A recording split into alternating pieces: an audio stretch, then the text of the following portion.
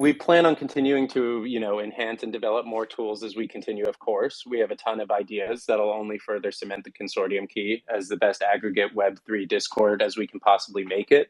We have great tool ideas and features that are going to come that are in the pipeline as we continue to build. And that sort of brings us to our actual minting mechanics. So our supply is low. We're doing only 2,000 consortium keys, and we're aiming for an allocation of 1,250 whitelisted keys and 750 for the public. So mint is going to be on Monday, July 18th for both whitelist and public. And that initial minting window will last for 48 hours. So an issue with a lot of, NFT projects, especially tools, is that many of them come at a steep initial premium mint cost, as developing things like this is, of course, no cheap task. But oftentimes, this leaves the founders with only an initial mint to fund future development. And it puts the burden of recouping costs right onto the holders who haven't even been able to try a product before they're paying a very steep premium for it. So we sort of wanted to find the middle ground with that. We wanted to provide the key to our holders with as little upfront cost as possible, while also allowing ourselves to have a sustainable model that allows for future development of the protocol.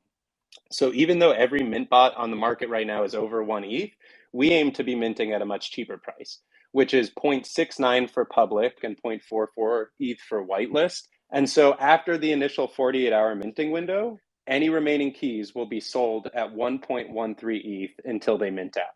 So there's a 48-hour window where anybody can get in at a much lower price. And even though we're providing significantly more than just a minting bot, we still want to hit those price targets. In order to facilitate that cheaper initial mint and outlay for holders, we landed on a subscription as a service model for the key, which is similar to icy tools, NFT nerds, other minting bots like Metasniper, and many other protocols in Web3. We will not have a subscription at the start of the key, just to be clear. And when we do ask for it, it will only apply to the bots. So holders of the key can choose to not subscribe and just use the custom alert systems and analysis and all of that. Or they can choose to utilize the bots like Pan and Mimus for minting and shitcoins, in which case they will have to subscribe. You can unsubscribe, you can resubscribe whenever you want, whenever it's convenient for you, if you find value in those tools or not. So you can hold the key and not be someone who needs a minting bot and still get use without a subscription. And again, Mimus, our minting bot, will be available at Mint, as well as everything else, with 0 subscription. When we do begin with the subscription, we'll give holders a 30-day notice ahead of time before that's in place, and it will only be 0.069 a month to use the bots from that point forward, which is something extremely easy to recoup with even one degen mint or coin. The grace period, before we have a subscription, will allow people to test out the key and see if it works for them as far as the bots go.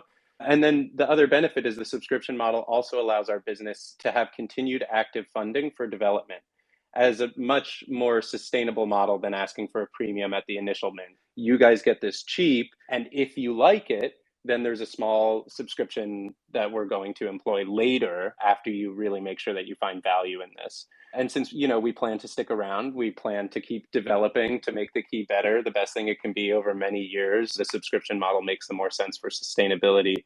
So it's this mint structure that allows us to enter the market at an extremely affordable price, considering all that the key is and all that we're going to be bringing to it as well. Because our goal really is to be as accessible, user-friendly, and affordable as we can possibly be.